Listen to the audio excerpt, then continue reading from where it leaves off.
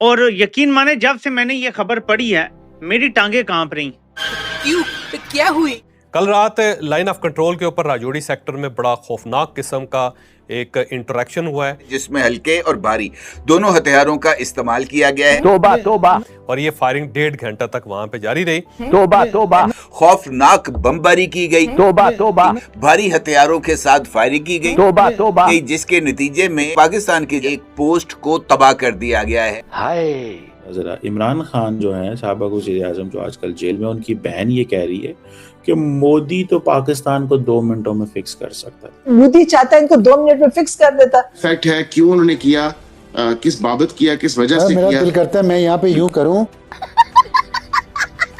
यही क्या लॉजिक है? ये झड़प इतनी शदीद थी कि लाइन ऑफ कंट्रोल पर बसने वाले शहरी ये समझने पर मजबूर हो गए कि जनाब पाकिस्तान और इंडिया के दरमियान दोबारा जंग का आगाज हो गया है। जो आज़ाद कश्मीर के अंदर लोग हैं उन सब ने ये कहना शुरू कर दिया कि पिछले साल 2025 में जब यहाँ पे अटैक हुए थे तो उस वक्त इतनी फायरिंग हुई थी। उसके बाद अब साल सवा साल के बाद दोबारा एक वक्त आया जिसके बाद हमें महसूस हुआ कि यहाँ तो बाकायदा जंग शुरू हो गई है।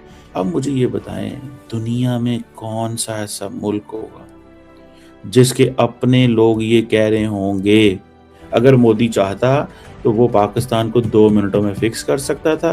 अस्तगफुरुल्लाहुल अज़ीम, ये उम्मत का क्या हाल हो गया है। हाय।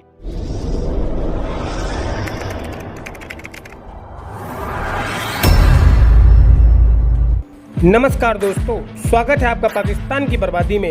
जी हाँ, तो आज की बर्बादी कुछ इस तरह है कि आज एक बार फिर भारत ने एक ऐसा कारनामा कर दिखाया है कि जिसे देखने के बाद आज एक बार फिर पूरा पाकिस्तान हैरान और परेशान हो रहा है। जी हाँ, तो खबर कुछ इस तरह है कि कल रात फिर अचानक भारत ने LOC यानी लाइन ऑफ कंट्रोल पर पाकिस्तानी सैनिकों की चीथड़े उड़ा दिए। जी हाँ, दरअसल कल रात अचानक कुछ पाकिस्तानियों ने लाइन ऑफ कंट्रोल को पार करने की कोशिश की, जिसके नतीजे में भारतीय सेनाओं ने तुरंत फायरिंग स्टार्ट कर दी और भारतीय सेनाओं की इस गोलाबारी में पाकिस्तान की एक सैन्य चौकी भी पूरी तरह से तहस नहस हो गई। मौके पर मौजूद पाकिस्तान के स्थानीय निवासियों ने बताया कि कल रात भारत ने हम पर हमला कर दिया। मानो ऐसा लग रहा था जैसे आज भारत पाकिस्तान को जिंदा नहीं छोड़ेगा।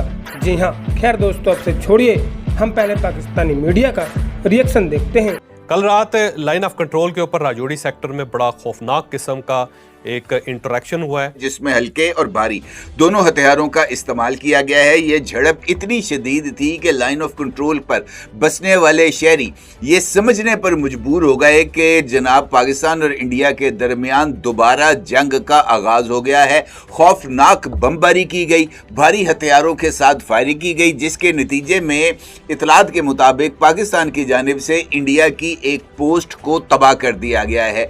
ये जो कार्रवाई हुई है ये लाइन ऑफ कंट्रोल पर राजौरी सेक्टर पर हुई है और इसके साथ साथ ये जो झड़प जिसका मैंने भी आपके साथ जिक्र किया है, अगर हम गौर करें तो ये इनफैक्ट बहुत ही ज़्यादा अहमियत की हामिल है। ख़ास तौर पर इस वक्त जो कशीदगी है पाकिस्तान और इंडिया के दरमियान बहुत सारे इश्यूज़ को लेकर, वो इस वक्त अरूज पर है, क्योंकि एक जानिब इंडिया ने कश्मीर से आने वाले दरियाओं का पानी रोक कर पाकिस्तान के लिए एक शदीद ग़ज़ाई बहरान और पानी की शदीद कमी का जो बुनियाद है वो रख दी है, जिस पर पाकिस्तान की जानिब से एक से ज़ायद मरतबा ये पैगाम दिया गया है। और हाल ही में पाकिस्तान के फील्ड मार्शल सैयद आसिम मुनीर की जानिब से भी ये वाज़ेह पैगाम सामने आया है कि तुम हमारा पानी रोकोगे, बंद करोगे, हम तुम्हारी सांस बंद कर देंगे। इसका मतलब ये है कि पाकिस्तान ने सिंध तास मुआहदे की एक तरफा मुअत्तली और इंडिया की जानिब से दरियाओं के रुख को मोड़ने या पानी को रोकने को इक़दाम जंग तस्वुर किया है। और इस वक्त ये ऐसी एक सूरत हाल है जो कि पाकिस्तान और इंडिया के दरमियान किसी भी मौके पर एक हौलनाक जंग की बुनियाद बन सकती है। इसके साथ साथ आज़ाद कश्मीर के अंदर भी इस वक्त एक पॉलिटिकल डेडलॉक मौजूद है।